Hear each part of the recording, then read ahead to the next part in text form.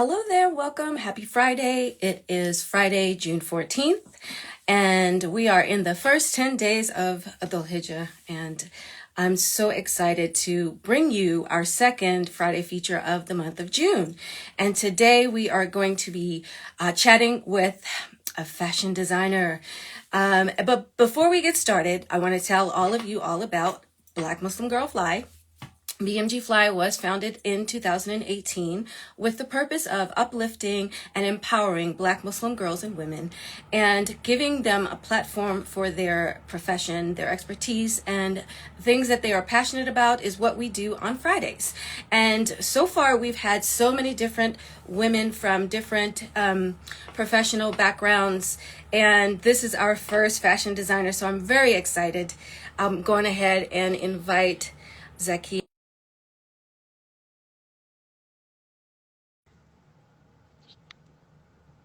Alrighty, inshallah. And then we'll get started. Assalamu alaikum, Zakiyah. Can you hear me? Yeah, loud and clear. Walaikum salam. Can you hear me? Yes, wonderful. You know, each Friday we have some interesting technical challenges, but I'm always open to it, because it is live. So, alhamdulillah. Thank you for joining us. My pleasure. I know there are some folks who are fasting, so I want to give a special shout out to those of you who are fasting. I wish I could fast. I have medical challenges, but alhamdulillah, we are nearing to the last day of the first 10 days, and then Eid is on Sunday, I believe, inshallah. So shout out to you all. But yes, let's get into this. Alhamdulillah, Zakiyah, thank you for joining us. Tell us who you are. Let everyone know what you do, where you grew up, and what you're doing now. Yeah, it's so interesting. I haven't been called a girl for quite a while, so I'm honored to be part of this crew. I love it. Black Muscle Flag, Girl Flag folks. Super excited. I am born and raised in Brooklyn, New York. I currently live in Long Island, but born and raised in Brooklyn, the nation of Brooklyn, one of the best boroughs, even though I love them all in the work that I do. Um, I graduated from all public schools. I have married my high school sweetheart. We've been married almost, I was just thinking, we met in the summer of '84. So we've known each other for 40 years, been married going on 38 now. We have 8 amazing, beautiful children, 4 amazing, brilliant grandchildren. And I do educational justice, educational organizing, advocacy work. So I'm the co-executive director of a statewide alliance here in New York called the Alliance for Quality Education. I've been with them. Actually, today is my 16th year anniversary. I popped up on my calendar. I was like, wow, 16 years. Okay. But even before then, I was a parent leader with the organization. So I was volunteering probably for another 4 years. I've been doing this work for almost 25 years now. And it starts as advocating for your own children, and it just broadens to make sure that all children have access to a high quality public school education. And so here I am, and a designer is something I never thought was in my future.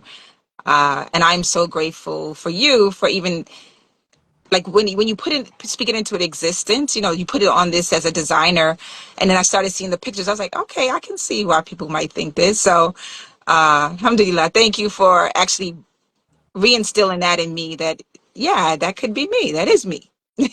That's right. That is you. That is definitely you. I mean, that's the way that I was introduced to you. Of course, I saw your advocacy as a parent and as an educator. I'm definitely on the same page with you on that.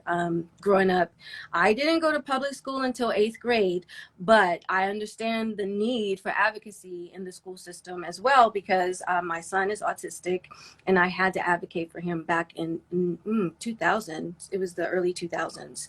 And so, yeah, and the conversation went there with our IEP coach, one of our guests, Jamila Bashir. She was also an educator. And, we come at these things from different angles, but it always starts with our heart and our home. And alhamdulillah, I'm so grateful that, we have folks like us fighting out, fighting a good fight in the system. You know what I mean? Yes, mashallah.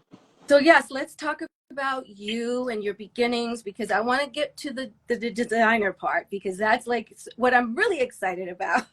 As somebody who's fashion challenged, I really do admire, seriously. I admire women such as yourself. You have this style about you that I try to emulate.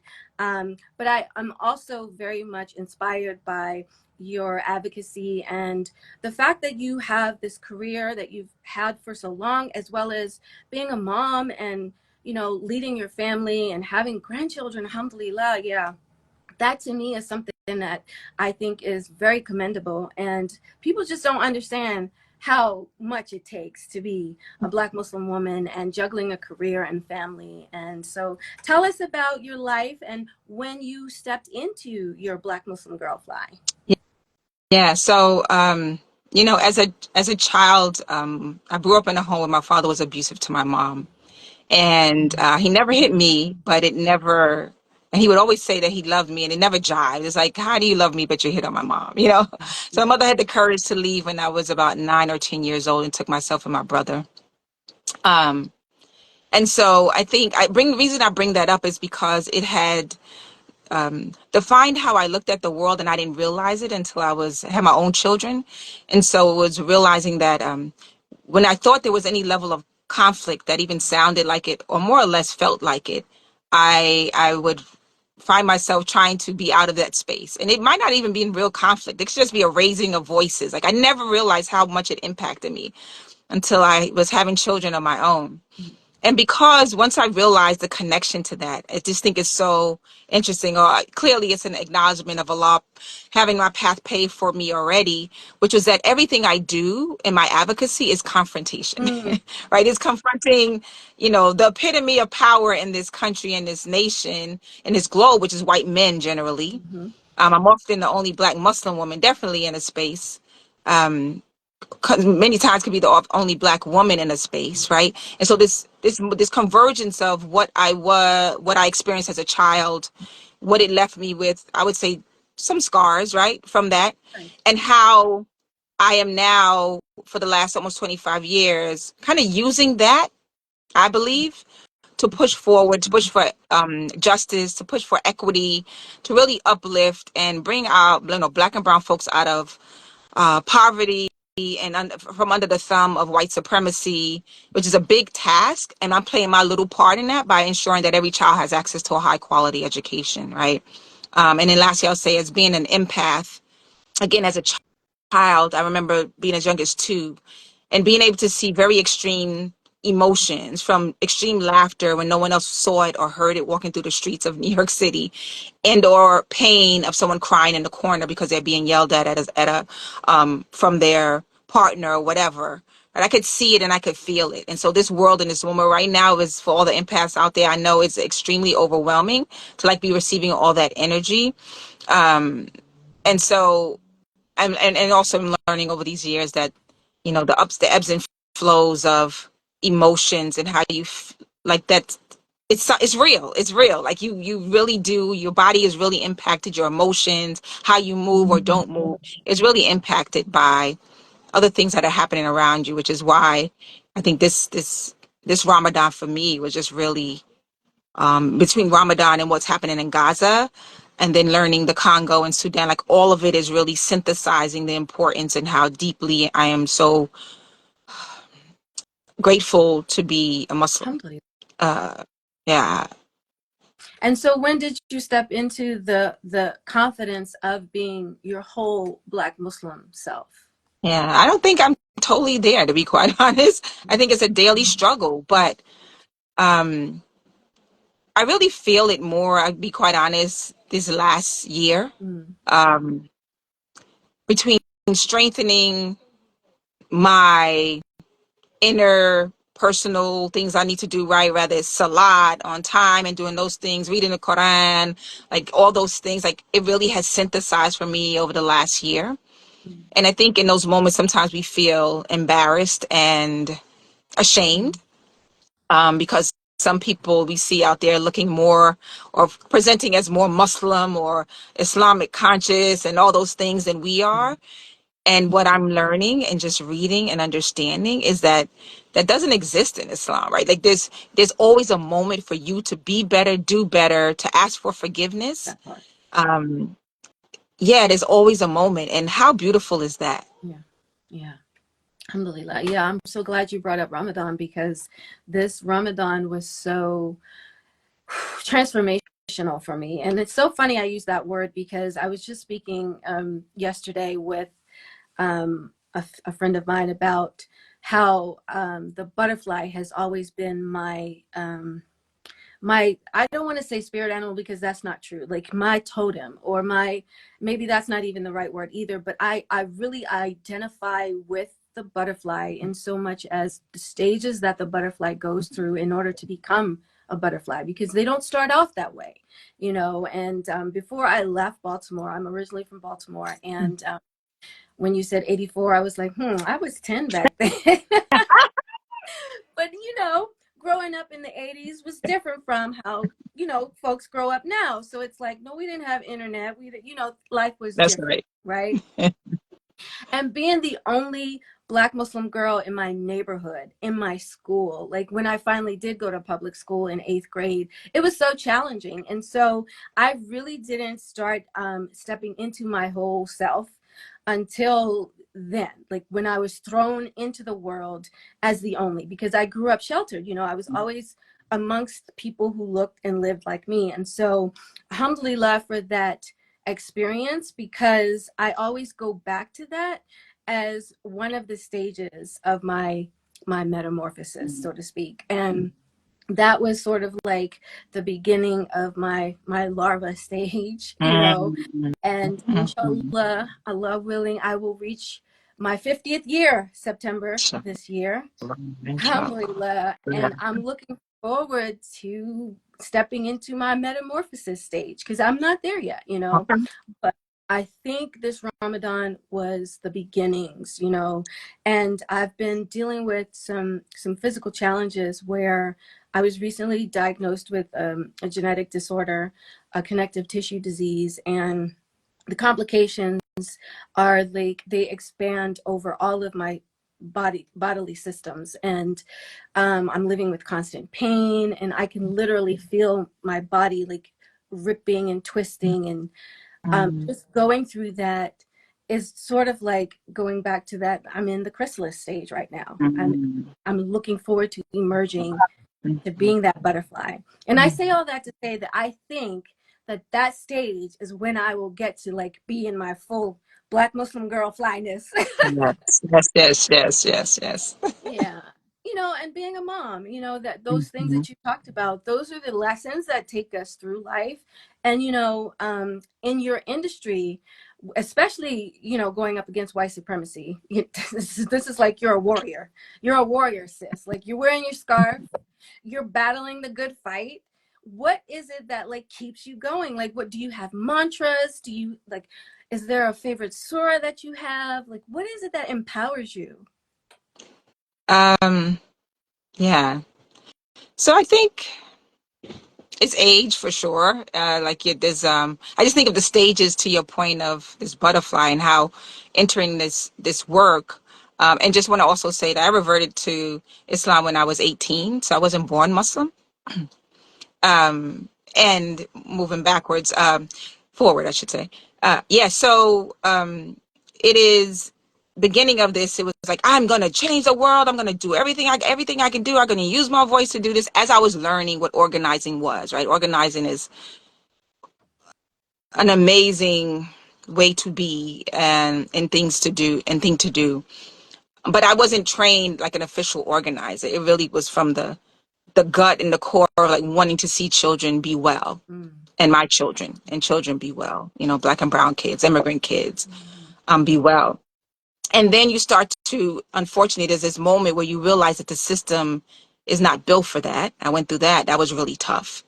In a moment of like, I don't think I can do this, knowing that the system is not built for our children to be well. It actually is built for them to do harm to them. Right. And then it was this moment of, okay, I may not see this in my lifetime, but now I have grandkids, right? And they deserve for me to give the biggest fight, just like I was doing before, for them and everyone else around them, They will marry somebody eventually, inshallah, right? We want to make sure that everybody has access to a high quality education. And so it's being able to, it's home base for me that keeps me going, right? It's like looking at my grandkids, talking to them, being with family. I love my family. That is my center. That is my core. That's where I go to like ground myself. No matter if you're on TV having an interview, when you get home, it's like, what's for dinner? Okay, I get it. All right, you're not impressed. Thank you. It's all good. But it's that, and then also seeing some of the parents that I work with for many, many years find their wings and fly to be the strongest advocates, again, not for just their children, but beyond that, and for children in general. And and it has been, again, like really going to Islam and prayer and a deep understanding about like all these things are already manifested. Even though I'm playing my part right now, like there's things that I just have no control over, right? Um and pray and inshallah that things will work out and that my little bit of contribution will make a difference in some child's life. And I just keep it moving. Right. Yeah. But that's it right there. Like, that's your Black Muslim girl fly. That's your BMG fly energy that I'm receiving, is that legacy, the strength that you draw from your family. That's your purpose that's driving you, and Allah knew what Allah wanted you to do. Like, you have that purpose and you're fulfilling that. And it's not a little thing. It's not small. You're playing your part and you're fulfilling the purpose that you received a calling for. And that in and of itself is BMG fly energy. Don't let that the enemy stop you, because you're armed with, first of all, you've got God on your side. Right? I mean, come on. Yes. And then you've got your Yes. family and that energy. I love it.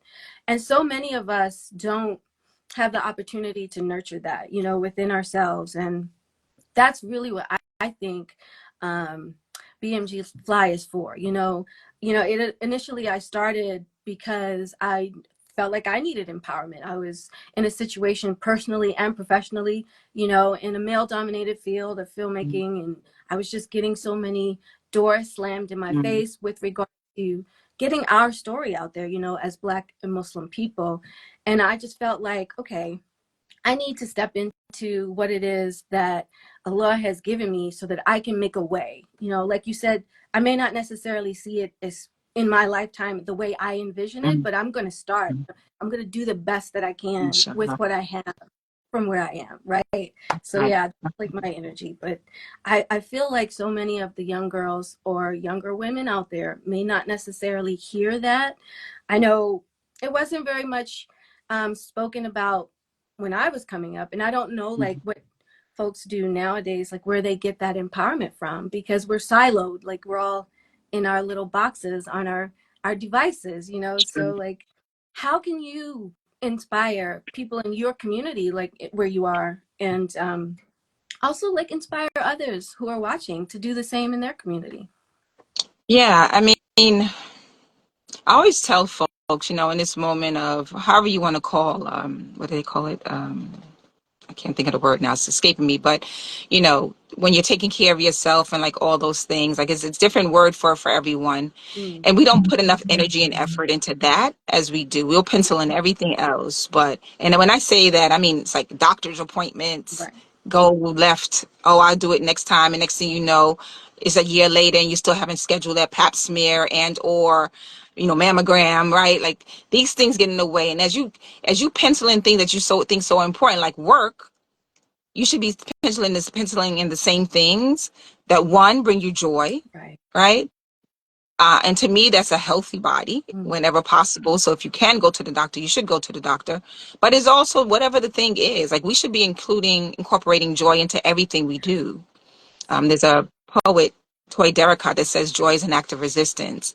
And I believe that's why when, the murdering of George Floyd or other murders have happened, when those protests are happening, you might see somebody breaking out and doing an electric slide. mm, It's because that's how that rejuvenates us to be able to like, okay, let's get back into the fight.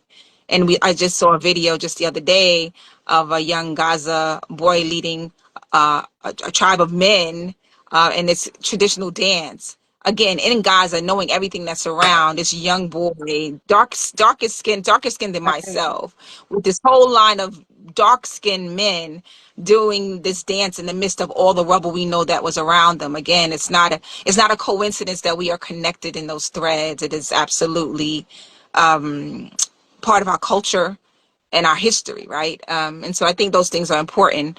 And so if we are connecting ourselves to joy, then we were reminded what that feeling is. It allows us to get up, repeat, and do, if not the same thing, continue the fight again. And I think that's really important. I didn't learn that till late 40s. And you have kids like, Joy, what you Right. talking about? I got to change diapers. I got to cook. I got to do all the things.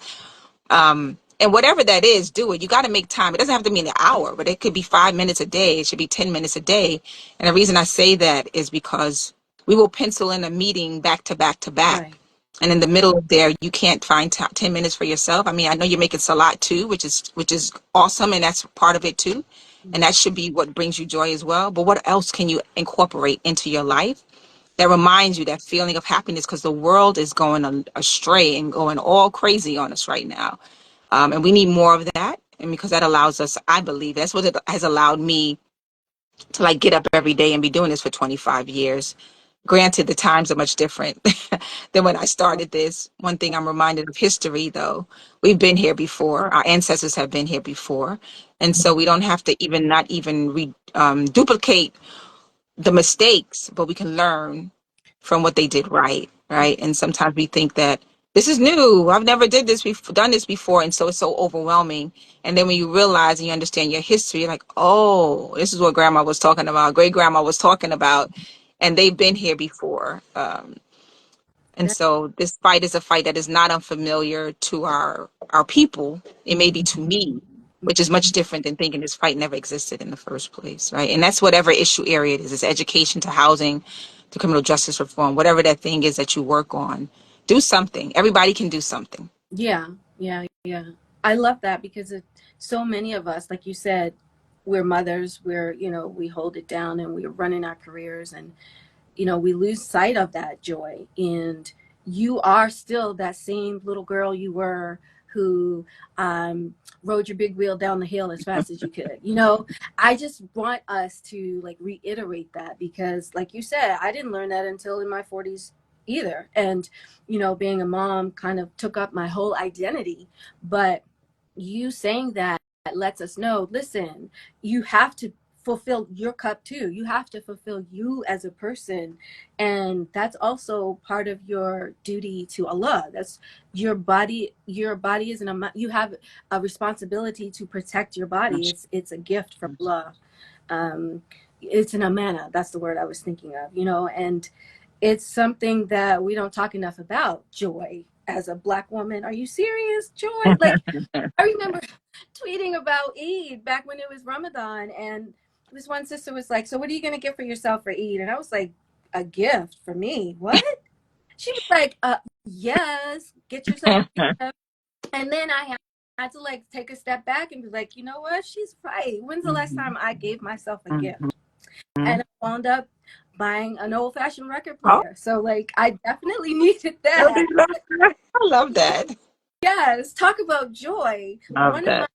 joys is music, and we're not listening Mhm. to Haram Police because Right. like I said, listen, Allah gave us joy, and we're gonna find it, and we need it to rejuvenate ourselves, and there's balance in all things, Mashallah.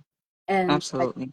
I definitely want to like reiterate that. Big ups to you for that. Like, and your joy is fashion design. I've seen that on your social media. Let's talk about that joy. Come on.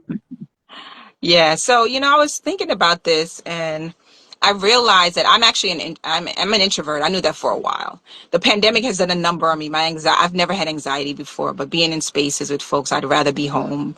If I had a choice, I'm like, I'll stay home. And I realized during the pandemic, I was going through this. I didn't know it was depression until I saw a Black woman post something on Instagram. And she was like, if you feel this way and this way and this way, it's not something, you're depressed. And I was like, boing, the lights went off, and it was almost a Yeah. relief because I didn't know what I was feeling. It was like nothing I could do was right. I didn't feel like I was doing any work. I felt like I was being inadequate at work, literally, and just my thoughts were all over the place and I had no Yeah. creativity. So I say that because going back is that one, sewing started because it was just cheaper. My husband and I didn't have rich, we're not rich when our kids were younger. And it was cheaper to buy some fabric than it was to buy 4 outfits for 4 little girls at the time. And so I self-taught myself, I was self-taught how to sew. Mm, The interesting part, my grandmother, my mom's mom, was a seamstress. what? And so my mother always says that it passed through her to There me you go. and how proud she would be. So she died when I was 2. Oh, So I never got to know her well, but and so from there, it just kept going. And as more I had kids, like at some point it was 7 girls. And so I was just sewing for everything. And it's been, trial and error, right? Trial and error on what it looks like, a sleeve too long, something ain't right, but nobody knows what it looks like underneath right. but you, right? And so I realized that later on as I started to get in my work that I tend to be the one, either I have words on my clothing, I wear words on a necklace, I wear buttons, and I like bright colors. I just like bright colors. And so I realized that for me, it was a way to talk to Mm, people without actually talking to that people. introvert. Right. So right. So I have a shirt that says trust your dopeness, or, school counselors over cops, or, I have a necklace that says worthy. I get all my necklaces from Brevity Jewelry, or truth, or all those things. And they become a conversation piece. So I don't necessarily have to go to somebody. It tends to be that somebody will come to me. Now, when somebody comes to me, I can have the conversation. I can go toe to toe with anybody, but it's the entry point into the conversation as an introvert that is a Mm, struggle, especially since the pandemic. And so I realized that my clothing over the years has become that thing that has been a conversation piece that's been helpful for me. But I also love fashion. mm, I always have. I remember being young in high school, like I was a Muslim, so I was cutting my pants to make skirts, and sewn by hand, sewing the edges, the hems by right. hand, and all these other things. And so this way to be creative, I am very, very much always was a creative in some form of fashion. I played a musical instrument from middle school to high school. I just love like things like that. And so my children have, you know, inherited from both my husband and I, because my husband is an amazing creative. He's like taught himself carpentry. And again, his father was a carpenter. His grandfather was a carpenter. He kind of learned on his own, but he can literally build a house from the ground up, wire it, put the plumbing in, build the furniture, build your computer. Like, he can do all the things. So they really got it honestly. And so I use my fashion as part of my advocacy, right? It has, when I was going to meetings, if I didn't have a keffiyeh at the time, so I'd wear the Palestinian Mm, colors. So you just knew, like, it was just how I was walking into a space. Now I have a keffiyeh, I wear that too. But I try to use it. I don't try. I use it as my yeah. advocacy. And now you know, people have been asking for my pants for a long time. My daughter is sometimes asked me to over the years have had me to ask me to make things for them. They design them and I make the pants for them, and they're asking for them to start their pant line. So this year, inshallah, that is my goal. I've already have it. It's Designs by Zakiyah. I have it Yeah. LLC. I'm waiting to get the paperwork, and inshallah September I will drop a pant line and something else to get it started. Pray for me, y'all. Now it's out there on the internet for sure. I've been telling other people to hold me accountable to it, and people have been doing that. And I'm so appreciative. It's not that it's stressful. It's almost an affirmation that I'm doing the right thing, because people want me to do it and they want me to be great at doing it. So yeah, Yeah, that pressure is good pressure. It yeah. makes diamonds, you know? You're a diamond. So, like, yes, I really am impressed because from all the photos that I saw, I was just like, I need to look like that. Like, the next time I have a meeting, I need to look like that. Because, like, I honestly have no fashion sense. I do know what I like. I like suits. I like Mhm, those things, like blazers and mhm, pants. I would mhm, love a good, like, well tailored suit. mhm. Um, but yeah, other than that, I'm like, okay, I'm just gonna wear my sweatpants and my t-shirt today. But I do rock my earrings though. Like, Right. I will wear my BMG fly earrings because I that's just hear like you. I that's gotta get some of those. that's the hip hop part of me. I grew up Oh, on hip hop, so I, okay. yeah, kid of the 70s and the 80s. So like, yeah, you can get these. Honestly, what I did was in LA, there was this designer back when she first got started named Melody Hassani. And I started following her and buying her jewelry. And a lot of it was custom made. And I remember buying these, they were literal bullets. I mean, they weren't real bullets, but they were bullets that like you put in a rifle. And I was like, oh snap, this is my style. I love this. And so that's where I designed the earrings from her website. Oh, So yeah, you can go to melodyhassani.com. Yeah, I'll put it in the little yeah, please in the do. Yeah, comments. yeah. But yes, I love that. but you gotta find your way. You really do. As a Black Muslim woman, it's not easy, but we're trailblazers. We have to be. I remember in college reading Zora Neale Hurston's book, Their Eyes Were Watching God for the first time. And like for the first time, I felt like I resonated with a main character in a Mhm, book, mhm. because I didn't read those. We read Shakespeare and, other books in high school. And Right. this was the first time I was like, and I was so enthralled by the way the style of writing. It was so, I felt like I was being transported back in time. And to hear her say, the Black woman is the mule of the world, I really Mhm. understood, like Oof, yeah. right away what she Wow. meant. Mhm, mhm, Being the eldest mhm. daughter, Mhm. and being a Black woman means you've got to fight. You got to fight for For yourself, and real.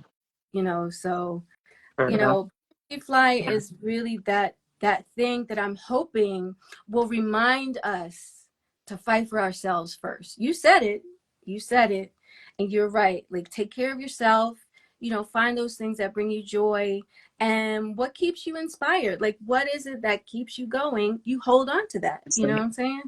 That's right. That's right. My daughters keep me going. They inspire me. My son is amazing. He's still, he's 23. He doesn't mind kissing his mom in public, or like hugging me in public, or his sisters. He notices like everything. If something changes, I'm like, "Did you do this?" And I just love that about him. That Nice. he's a sweet, still has that. I don't know if it's not innocence. That's not the right word, but he just loves like that. I just I, appreciate that so much. And yeah. I like that adoration. Like, that's something that, I think we need more of. A Hmm. lot of us are afraid. Like, we live in this society where fear is what's being used to control us, and we have to fight against that and be vulnerable. It's okay to be vulnerable and show how much you adore someone. You're not a lame or a whatever they say nowadays. Yeah. But it's hard. Yeah, we sit in a moment where, oh, sorry, go ahead. No, go ahead. It's hard, but No, I was going to say, and I'm constantly telling folks, this is not the moment for the weak or the meek. This is a time for us to lean into our bravest moment, our courageous moments, and our words and actions. We can no longer sit by and just allow somebody says something and they're off track, call them out right then and there. yes. It is our duty, as Asada said, to fight for our freedom. It's our duty to win. Mhm. We must love and support each other. We have nothing to lose but our chains. That has never been more in our faces than it is right now for this generation of folks. Again, it's not new to our culture and our struggle, but that fight to have nothing to lose at this point is exactly that. And so there's so many things happening in the world. Again, to your point about steeped in fear, everything is steeped in fear. It's like you should be afraid of the othering of everyone. Immigrants, we other them. Once we allow anybody, or the white supremacist narrative of othering anybody, Right.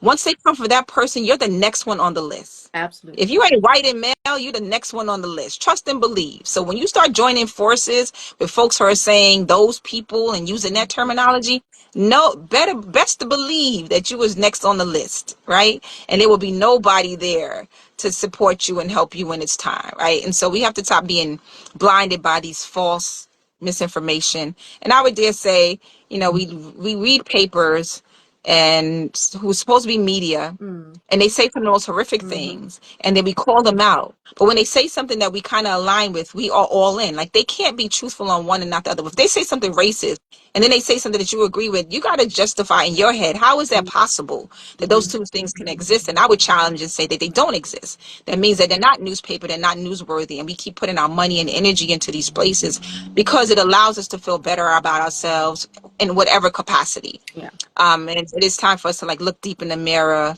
like bow down in our salats and be asking Allah to guide us in the right way of our thoughts, and centering on our humanity as a whole, That's because it. it's not That's it. looking good out here. Yeah. That's it. And a lot of us lose sight of that. You know, like you said, chasing the dollar has become their Mm. god, and it's unfortunately we're kind of like caught up in that because we have to make a living to survive, which is so, it's just so bad. Like I feel angry when I think about that, you know, because capitalism is not something that I like opt into. Like I'm not Mhm. willingly opting into this, That's right. okay? That's right. I I'm resisting. Right. But I mean, it's something with my parent line. It's like part of doing that was like, how can I wanted to do, but it's also how can I bring more money into my household? Like I want to build generational wealth. That was not always on my mind in the beginning of doing anything because again, to your point, we're not learning that in school. We get born into this capitalist. I want to be a millionaire, billionaire. I want to tell people out there, millionaires and billionaires should not exist. right. Because get there, you got to step on a bunch of people to get there. There are a lot of people helping you get to Yep. the top, aka Jeff Bezos going to Mars or wherever he went and coming back and saying thanks to all the people that buy my merchandise. I'm Yeah. paraphrasing. Like, come on. Like, really? That's what you're saying to me? Meanwhile, your practices in your organization are not allowing Muslims to make salad or Right. people to use the bathroom. You get docked for that because it's just, you need people on the line fast, fast, fast. Right. Like, there's something to that. We have to pay attention. These things look nice because they have all the things. Do we need everything? No, we need to, a home, like it's just the basics we need to be able to survive and to thrive, actually, right? We don't want to just, and we want to build for the future that's there. These folks have money that they will never spend up. Right. They will never, they will have it for generations and Right. generations while also denying us the right to have what we need. And that's really the issue here. Like we can have the things to thrive without being a millionaire and Right. billionaire. We can. But if we keep subscribing to this capitalistic way of doing things, we have to step on the next person, pull ourselves up by bootstraps. Oh, you're not working hard. If you're not a millionaire, like well, whoever, you're not working hard enough. That's crap. That's not true, Right. right? And it's not centered in Islam at all. No. No. No. These folks are modern day pharaohs. Mhm. They're not somebody we should emulate. And Allah talks That's right. about them in the Quran. There's a surah about the hoarders. You know, like I try my best to practice reading the Quran every day. And alhamdulillah, you know, I was able to, when we talked about, wa alaikum salam, Aliyah, welcome. When we talked about Ramadan, you know, I was blessed to have the journal that I put together because I was just asking a lot, like, please guide me, get me together, like gather me together because I need Mhm. focus. Mhm. And I created the guided journal, and there's a section in there that's just for reading the Quran. And I have Mhm. like there's a page where you can write notes for each juz, and like every surah is listed, Mhm. so you can reflect on the surahs. Because to me, Mhm. that I is love not that. a book. That's That true. is like the secret handbook of life is reading the Quran.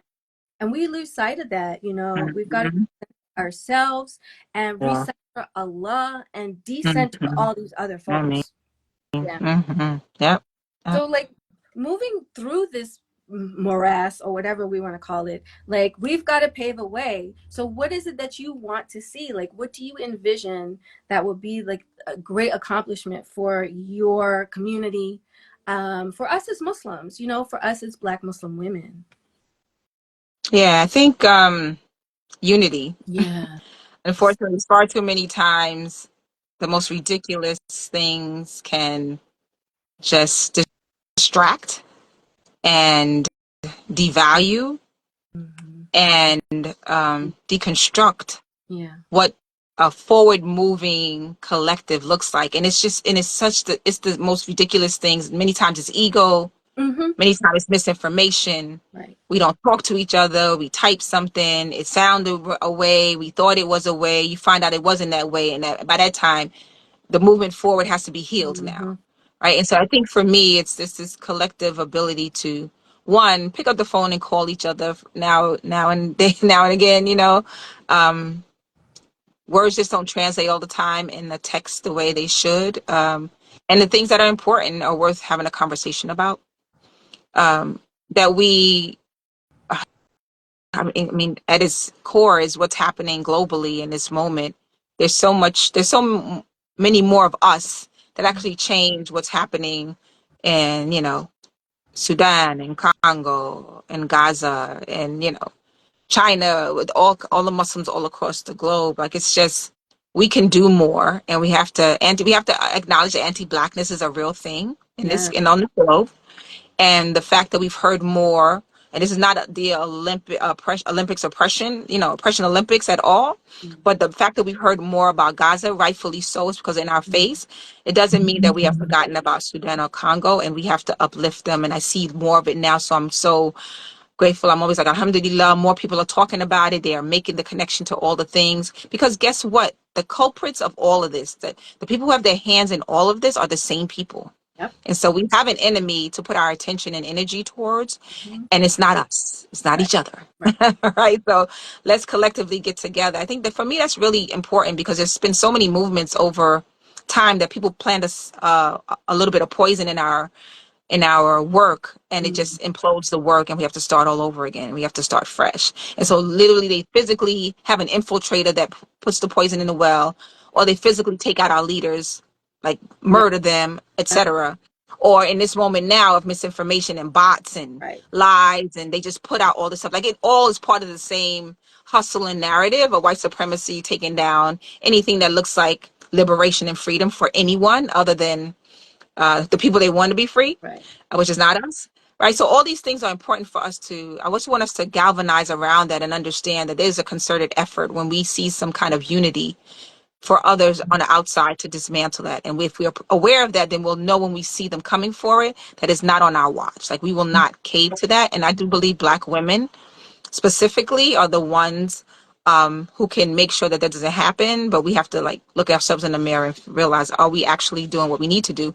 And if you're Black Muslim women, I think any God-fearing woman would Mm-hmm. be willing to, like, step into this space and, like, we're going to unpack the truth. But Mm-hmm. you're Black Muslim woman for sure. Like, as you put your head down and you make dua, and you're asking Allah for all whatever that is you're asking them for, that should be part of this piece, because that gets us to a place where, freedom and liberation doesn't seem so far away. Exactly. Exactly. We have to be the first initiators of that, you know. And, you know, when I'm in tahajjud and I'm saying my du'as and I'm asking Allah, you know, for what I need, I'm also trying to be cognizant of what my family needs. And then I'm also Mhm. trying to be cognizant of what my neighborhood needs. And That's then right. I'm also trying to be cognizant of what my community, my That's city, right. my state, like you have to start Absolutely. and just like work your way out That's it. and That's then right. make it purposeful. You know, you have to have a routine of being aware, and your knowledge of self is so important. So many of us are Mhm. walking around Mhm. not knowing who we are, and we just need to be empowered. We need to be embracing who we are, and then owning the story of who we are that we tell to others, starting with the story we tell ourselves, you know. That's right. That way we empower ourselves and then we can connect. You know, storytelling to me is the most powerful tool Mhm. because you Mhm. are connecting and seeing how you are similar, but you're also learning from the ways that you're different, right? Mhm. So like, yeah, that I'll say it every time. My favorite ayah of the Quran is Allah made us in nations and tribes to learn and know one another. So like, yes, how can we galvanize, you know? I think it starts with being there for each other, you know. Mhm. Like, I initially did this because I wanted other Muslim sisters out there not only to have the platform to say how awesome and badass y'all are, because like you're inspiring me, but also to like increase that sisterhood, because like I said, we're all in our devices and it's Mhm. like we're siloed. Mhm. And I need sisterhood and I know you need sisterhood. So like you said, pick up the phone and how you doing, like look, what can I talk to you about today, like what do you need uplifting, or do you want me to just listen while you vent, or let me tell you about this movie I saw and how it made me Right. feel, like, you That's know, right. just like that, make it That's right. community that way, right? Mhm. Yeah, I would just say, also just uplifting again, like I said, my daughters who are two of them are on Instagram. That folks, many of them know. And so when you see me in a hijab, it's always my daughter, Samaya, who's my youngest daughter. I have seven girls and one boy. Wow. He's the youngest girl. So Ada Samaya shop is where I get all my hijabs, both the regular chiffon and the printed chiffon, which is my go-to. She's a Jersey girl, but I love it. So please go support her. Thank you. My daughter Raya is also on Instagram and is an influencer. So go support them too and support me because at the end of the day, I'm no, I'm changing my words. Okay. I was gonna say trying. I'm going to launch this line. It's pant line or at least a clothing line. It'd probably be more than pants for sure. And I could use some gentle, loving black fly Muslim girl push. It's Yes. looking like because September is my goal to do something around Fashion Week. Awesome. And yeah, so inshallah, pray for me, make dua for me that that happens. I am going to do Yes. it. It's I try to put my words I lips together to say those love words. I'm going to do it. And yeah, so inshallah everything will work out. So follow it. me too. Yes. Uh, until I have my Designs by Zakiyah Instagram, which I don't have yet. So please follow me, give me some support, some love and encouragement. I take it all. I love it. Except the bad stuff. Say it again. I said keep the bad stuff. I don't want that. That's But right. Like, don't nobody bring me no bad right, news. So right. that's my favorite movie, The Wiz. But yes, that support, that's also community. Come on. Like, I definitely want to see your line launched. And listen, it's my birthday. Let's do it. Let's do like a special launch. I would love to like do like a big announcement in Oh, September with, like on your page, on our page, like to just promote, that was because awesome. this is what we're here for. That's what we need to I be love doing, that. right? Like, Thank you. Yeah. absolutely. Absolutely. And then Samaya Shop, is that what it's called? A dot Samaya shop. Yeah. Samaya Shop. And then the other one, Raya. I think it's just Raya. Raya. Raya Okay. Incorporated. Yeah. I don't We're, know if it's. we're gonna I don't even we're gonna know. put them Yeah. we're gonna You'll put them see. I'm sure together. because I'm always posting something about them. I'm the biggest Yes, fan. So that's right. yes. If you think you're the biggest fan, you're not. I'm the biggest fan. That's One of right. my other daughters is a makeup artist. She does, again self-taught. So when I say my kids are really creative, my son does archery. Wow. My other children are like into my oldest daughter wrote a few children's books. Nice. I have twins and they do a lot of work with in schools. Yeah, my other daughter. Like, I'm just so proud of them all. So alhamdulillah, they are healthy and Yes. doing amazing stuff. And so I'm grateful for that and also trying to build generational wealth so that when I'm gone, there will be something here for them and my grandkids, etc. So Four grandchildren. Listen, I'm still on eight, like eight kids. My I'll be God. 60 soon. I'm working on, I'm 3 years, I'll be 60. So Look, black don't crack. I'm sorry. I'm just saying, I have to agree. Even though these I love knees it. are feeling old, Look, but the look, face is still intact. I'm don't get grateful for the genes. alhamdulillah, alhamdulillah. That's but that's right. You know, my mom has seven. So it's like when So I you good. mashallah, but I was like when I first had my first daughter, I was like, oh, ain't no way I'm doing this six more times. No. I was like, Allah is amazing because I don't know how I did. I'll be honest, because every time I don't know if I said it after like this is, I've never said that actually. This is because actually wanted 10, but my body was just like, I got 8 for you. That's it. When I had my son, when I got pregnant with my son, I had a half an ovary Oh wow. because I had fibroids that I Mm, didn't know that was causing me so much pain after I had Sumaya. So they took off one ovary was totally taken mm. over by the fibroid, and then half the other ovary. And the doctor was like, you could get pregnant. I was like, it's a half an ovary. What you talking about, dude? And then sure enough, See, Allah. That's I what. said, oh, it took half an ovary to have a boy. Okay, I see. I see how you doing, Allah. I see. Well, what God has for you, you gonna get it. And I want to tell everybody I wasn't trying for a boy. That I don't know how people do that. I would never do that. To just keep trying that. That is not. Mm-mm. Right, Nah. right. That's right. I That's was just blessed. fabulous. Well, alhamdulillah, like I'm just amazed and in awe, and you deserve all the awards, and you're an amazing woman. Like all the Black Muslim Girl Flight folks who have been on here, it just keeps getting better, and I'm just like so blessed, alhamdulillah. And you know what? Thank you for blessing all the folks out there, you know, with your wisdom and sharing your passion and your inspiration. And definitely, folks, go to her page, support Zakiyah's designs, because that's coming. And then I'm going to include all the tags for the Instagram pages for the hijab, the scarves, everything. And inshallah, we're gonna have some more things popping. Like I said, come September, I'm gonna light a fire up under y'all and be like, listen. Pressure, good pressure though, good Yeah. pressure. Well, let me just say thank you for having me on. I didn't, you know, I'm in the crew now. I'm forever a fan of yours and so grateful. Thank you for the gentle push and the support. It's really helpful. It's a great confidence booster. And I really appreciate that. And may Allah continue to keep you healthy and well. And on this IG, making the connections and building community because we need it. You're right.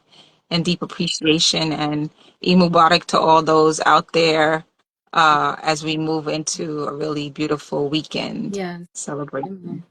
Alhamdulillah, thank you so much. And I appreciate the du'as. Thank you. My health journey has been a very harrowing one, especially being a Black woman in the medical system. And, you know, Mhm. inshallah, one of these days I will write a book about it and I will share. Sounds like a horror story. but, uh, Mhm. but Allah has carried me through and I'm forever grateful. And Mhm. like you said, this empowerment is, I'm a vessel for it. I'm grateful to Allah for being a vessel for it.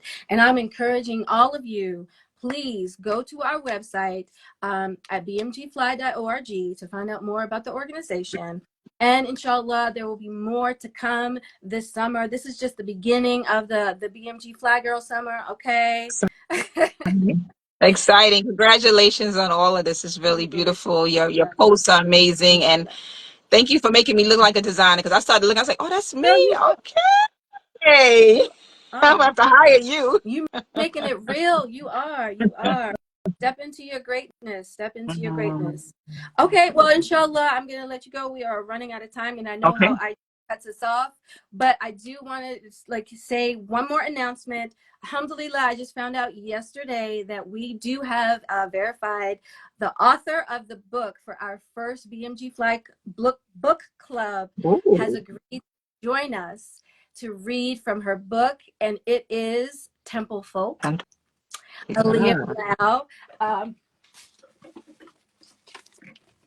if you don't have Okay. need to get yours. I just started reading not too long ago, and it is amazing. So inshallah, look for an announcement. And then next Friday, we got another phenomenal Black Muslim woman who just happens to be my niece. Oh, Okay, she's an amazing, okay. talented artist. I'm so happy, alhamdulillah. Thank you, Okay. Zakiyah. And thank Thank you, you. everybody. Thank you for joining. And we'll see you on the next one. Assalamu alaikum. Alaikum assalam. Eid Mubarak. Eid Mubarak.